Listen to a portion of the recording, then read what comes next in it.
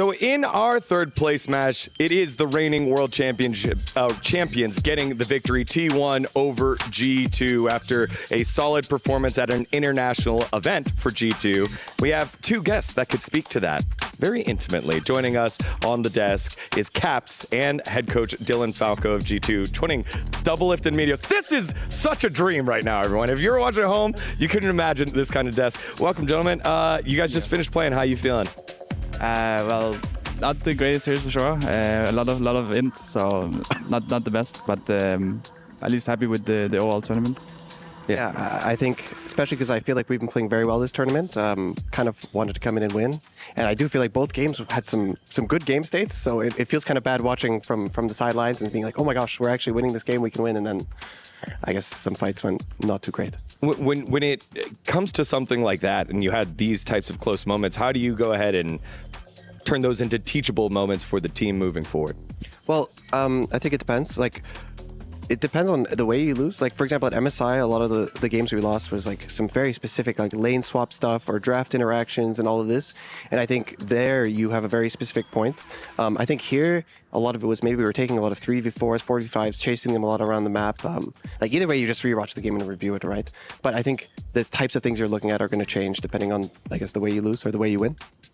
Caps, I want to get your experience here on what feels like the traveling tournament. You went to MSI and got to scrim a lot of the same teams. Then you come here to EWC. You make it further along, so you still needed to scrim a lot of the similar teams. What is that experience like compared to, I guess, the LEC build-up? Yeah, it was definitely a bit strange. I mean, usually after the international tournament, we have like a week off or so, and then it starts off slowly with like LEC, right? And playing a lot of weaker teams. But now we kind of just got thrown back in with the Wolves, and I think I was quite curious how we would do just because of how poorly we performed at MSI. But I think we actually took some good lessons away from MSI, and I'm hoping we will do the same from EWC. Oh, dude, you want to go? Okay, I mean, like, God, I have like so many questions. Like, one is like, you know, what Dylan was saying. A lot of learnings from MSI and stuff like that. Do you and specifically with lane swaps, you know, that's like something that I've always been interested in because it really involves bot lane. And I think like in the beginning, people swapped exactly around 7 minutes because it's like it makes sense. It's right before grubs. You want your bot lane to have like tempo and like setup for grubs. And then it just seems to have evolved so much through MSI and EWC that like bot lanes are swapping earlier and earlier. And is that something that you guys actively like sort of like evolved with? And like, why do you think that even is? Like, what is even the advantage in bot lane swapping so early? Well, I think like we played our first best of 5 in MSI in the main bracket against Gen G, and I think both our top and bot were behind like 1k or 2k gold every single game of all of our losses. And everyone's like, oh, we just got gapped, these lanes, these players are bad. And if you just watch the games, a lot of it was just our misplays, right? In those swap situations. I think a lot of it is just wave management and TP management. If you swap on good timers, you can get TP advantage, or you can get waves frozen and denied to the enemy. And obviously, as it always is in swaps, right? Some top laners are better at handling it than others, right? If you lock in Gnar, I think we had in one of our games and they had Sion. It's like classic, right? Everyone knows if you get a swap scenario in that case, it's gonna be better for the Sion than the Gnar. So there's a lot to it, I think. Caps, I just wanted to ask you, because in this tournament, you've played against some insane mid laners, right? Like your last 3 series, you played against Faker, Chovy, Knight. How has that been? Is that something you think about when you're in the game? Are you thinking like, oh, I'm going up against this like legendary, world-renowned mid laner? I mean, you're in the conversation too for Absolutely. that, obviously. But do you think about who your opponent is in these matches, or for you, do you just think about like, I'm this champion, he's that champion, it's a matchup like any other, or yeah, just, you know, what's the experience like? I mean, definitely think about the players, all right? Just because we also do a lot of scouting beforehand, so like certain players have certain tendencies, and especially if you go up against like someone like Chovy, it's like if he ever has a bad state, you know that there's someone coming to help him out. Like he will always try and keep himself in a solid state. So make sure that you are ready for who you're going up against, and like figuring out like how you can actually get leads against them. Also, some side lanes have like tendencies to overextend a bit, so sometimes that can be good to roam on them as well. So definitely try to keep in mind like who you're playing against. Obviously not in terms of like, oh wow, this guy is like so insane. I mean, I think like Faker did a lot of very good things the last game we played, right? But it more just so in like preparation. For me, and I think for so many of the fans, they want to know what it's like integrating 2 new players to this roster that has been so stable for the longest time. It felt like with the previous iteration of G2, it was about scraping the most out of what the potential was. And moves like this, bringing in Suman, bringing in Labrov, feels like a whole new shift and maybe a higher ceiling, but that also means maybe a little bit lower of a floor. So what has that process been like, moving on from older roster and also learning how to grow together here? Either one. Yeah. So both of you. Obviously, it's always a big change when you change 2, or I think before we changed 3 players to make our last roster we were running with. Yeah, you need to learn the strengths, the weaknesses. You need to learn what types of team compositions we're going to do good with, do bad with. Sometimes you learn the hard way, right? You think something's strong, it doesn't work out. You adjust, you keep adjusting. We've had to change our processes a lot. Even from MSI to EWC, we've changed how we do a lot of our match preparation to try and be more adaptable and sharp in the Fearless. So, I don't know.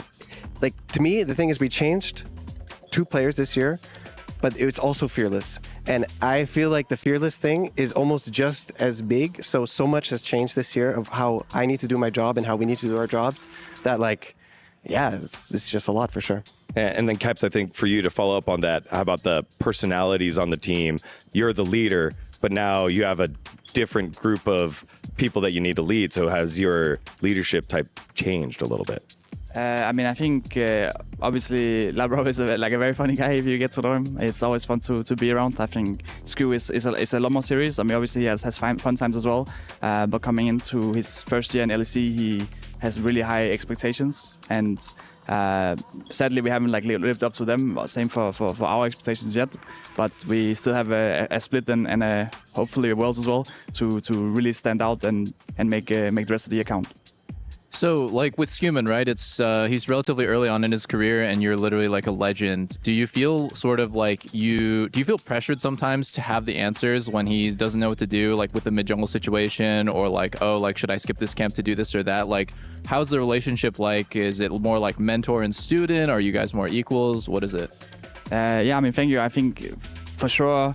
I don't know if there's so much pressure. I think both Labrov and Skumon coming into G2, I think they try to listen a lot. I think something we had, especially in the beginning, was I was trying, and I think we were all trying to get them to speak up a bit more, because there's a reason we got them, right? We also want to hear their opinions, and I think they have very good opinions. So whenever they share them, I think that's great. And I think in general, I obviously, of course, try to help him wherever I can, whether it be on how to adapt to moving to an international tournament or how playoffs will be. And I guess now there's also the Fearless stuff, which I don't know that much about. I'm still learning about it as well, but there's a lot of lessons that we can learn together, I guess. And also with League evolving every year, for example, the lane swap thing is a new thing, right?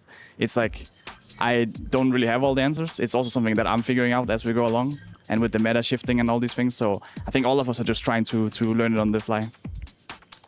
I wanted to ask a little bit more about Fearless, specifically for Dylan. How has that been coming into this year? Because obviously it's a huge change.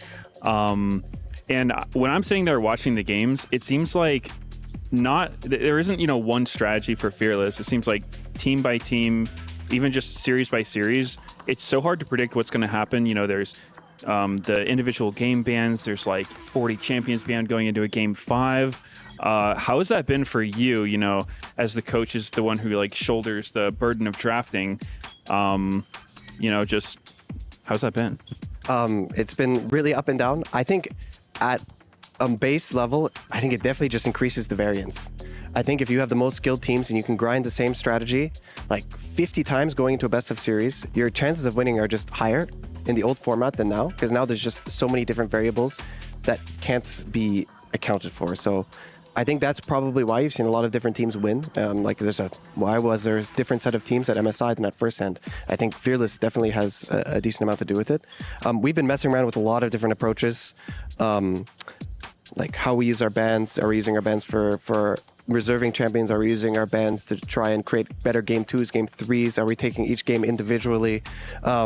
I don't know. Like Cap said, we're just trying to learn and develop on the fly. I think this tournament, I'm actually pretty happy with what we've done. I think we won a lot of game 2s, and I think game 3 Gen G draft I'm very unhappy with, but I think the rest of the drafts of this tournament, I think we did a pretty good job with the Fearless. And yeah, we're just going to keep developing our new stuff. Dude, like, sorry if this has been asked to you guys before, but like, dude, this has been talked to death on Twitch, Reddit, co-streams everywhere, and Twitter. Like, what is going on with Kalista and TF in scrims that is not showing up on stage? You know, like are these Thanos champs that are just dropping 20 kills and the scrim ends in 15, or like, is it just that maybe like on stage it's not the right draft for those picks? Sure. I think for sure TF was doing quite well. I guess we were mainly scrimming a lot of EU teams, I guess, before we went MSI, so we were also just winning a lot of our games. But in general, he was very strong in most of the scrims, and I think like historically as well, TF has been performing very well at the pro stage, and I think similar with Kalista. Of course, it's always like difficult, I guess, going into the tournament to figure out just how nerfed they are, because something like Kalista got nerfed like 10 times in a row, right? 10 times in a row. And I guess finally it hit the turning point. Yeah, so I think it's different for both. For Kalista, I think it's pretty clear. I think it's a core champion pool for so many players at the tournament. Like, we have Hansama on our team. It's his most famous champion, for example. And it's very good into the engage comps, having Rodada. So once there's 4, 5, 6, 80 carries gone in the draft, and they start locking in engaged champs, it becomes very tempting to lock in this champ you have hundreds of games on, especially if the scrims are okay. But it's just been nerfed so many times. That's my take on it. They just kept nerfing it. If you look at solo queue, it's like the lowest win rate 80 in the game by like a lot. So I think it's just nerfed too much. As for TF, I think TF can be viable in pro play. I think if it's picked late, picked in good scenarios, and you have a good TF player, it's buffed in the last couple patches. I think it probably can be played well. I think there's just too many games where TF's just playing against like 5 tanks and a mage and just gets outscaled and just becomes useless. But I believe the pick is not a 0% win rate pick.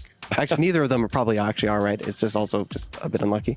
Dylan, do you read like any sort of like, Reddit comments or community opinions and stuff? Yeah. And if you do, does that ever affect the way that you see draft? Okay, so it's like hit and miss, right? Sometimes I just won't read social media for a few months because I'm focused on my job and doing drafts. Sometimes I'll read a bit. I find it funny because a lot of the times if you lose, it's just draft fault, right? Flame the draft, G2 bad drafts because that's why we lose. Sometimes they're right. So sometimes I'll read some comments and they'll be like, man, they have 0 damage in this comp and they just have full tanks. How can they ever win this game? And I'm like, yeah, true. It's not good, right? So we definitely blunder on stage sometimes in draft, and sometimes the community sentiment is obvious and it's just right. And what you guys see is just correct. But sometimes draft was actually fine and we just misplayed.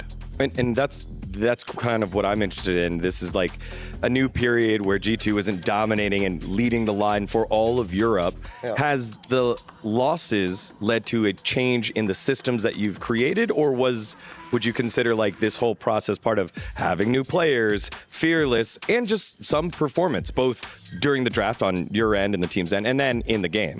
Is it changes in systems or is it performance? So I think our ability to keep drafts, mentality, and performance stable is probably why we didn't win in Europe.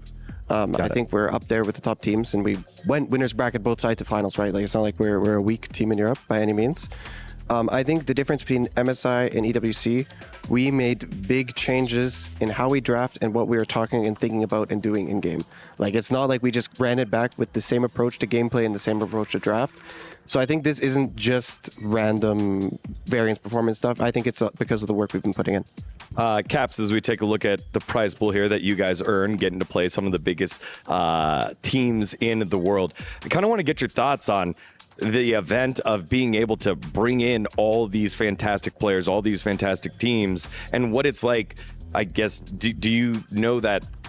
Do you feel that you are participating in a larger ecosystem for G2 since G2 has other teams, or is it just like, I'm locked in on League and we're going to do good for us and our League team? Definitely focus, I guess, more on us in the League team, but it was cool to, I guess, see a lot of other teams and esports at like the hotel, because we don't interact that much with other teams and stuff. And just seeing some players. Don't know like most of them, but I know a few, I guess, and that was cool to see. And then specifically for League, were there players here, I guess, over your international travels that you're just excited to meet and hang out with? Yeah, I mean, it's always cool to see, like, as you said, right, we played against like Fager and Chovy and Knight as well, right? And they are always there every international tournament, so we get to meet a lot. I think a new guy here was Shanks, right, at MSI and EWC, and we actually did some jersey exchange with him, and he is a very funny guy. So that was quite fun to meet him. Yeah, we saw the Indonesian boat TikTok or Instagram that you guys did. It was just so funny, and Shanks seemed really down. So those are the types of interaction I think are cool about EWC. Dylan, go ahead, and then Medios, you have a question? Okay, Medios, go ahead.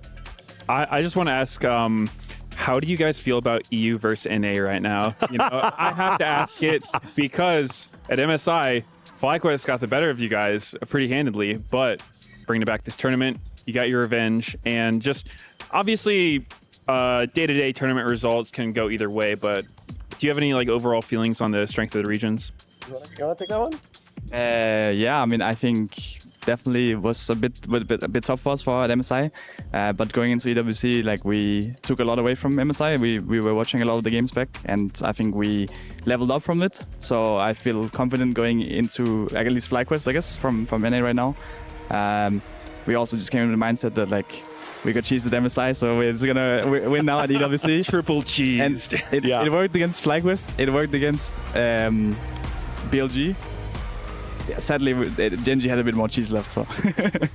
Give me like a Dragon Ball Z power ranking here. Like, how is FlyQuest right now compared to like Team Liquid a year ago or 2 years ago? You know, because you played against NA teams almost every single year. Yeah, both of you are so uniquely equipped to kind of gauge against the history of some of those. Actually, which one is like better, you know, in terms of the pecking order? Actually, last year we did not play against any teams, although they did and managed to make it out of group stage at Worlds. We had some different opponents, I would say.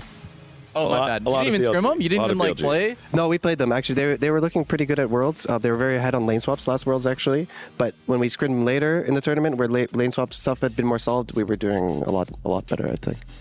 But yeah, I think FlyQuest is doing very well right now. Like when we played them as well, and Scrim said like a good team, right? Obviously not as good as Team Liquid when you were there, right? Yeah, that's what I was talking about. That's what he wanted. He just turned it into a stream. That's what he wanted. Yeah. But almost there. Okay, thank you. I think FlyQuest obviously is good, right? Good team. They had a pretty good MSI, and seemed to go pretty close with the Asian teams. Still haven't taken a set off of them. But they did beat us 3-0, so there's that. At least from our perspective, like the goal isn't just to beat NA. The goal is to beat the Asian teams and be even better than that. So obviously it's like a huge failure for us if we're getting knocked out by NA or a Western team in the tournament in general. So good to them. They're a strong team, but we have higher goals.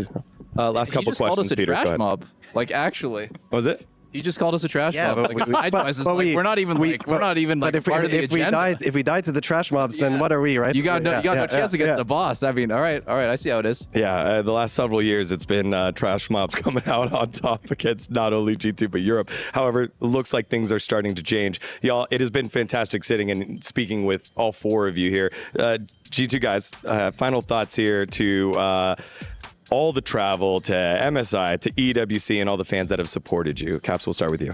Yeah, I mean, big thank you for all the support. I mean, honestly, it was kind of crazy to be here and have everyone support us. And in between games, there was like so much cheering going on. And I think it's the first time that there was like a cheering section for each team. So it was like very focused as well. So that was cool. And especially when we lost yesterday, there was just so much support for us anyway, and everyone was really cheering us on to win today.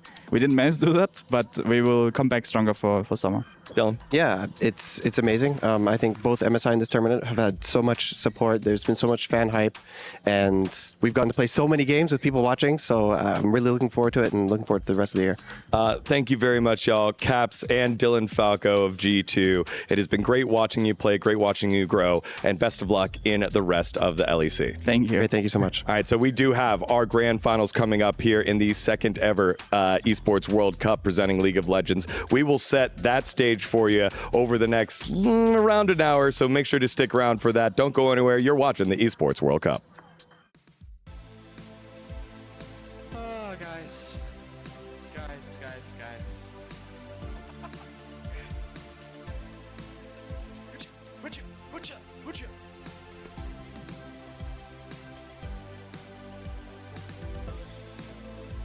Wait, are we allowed to have a window open in our room?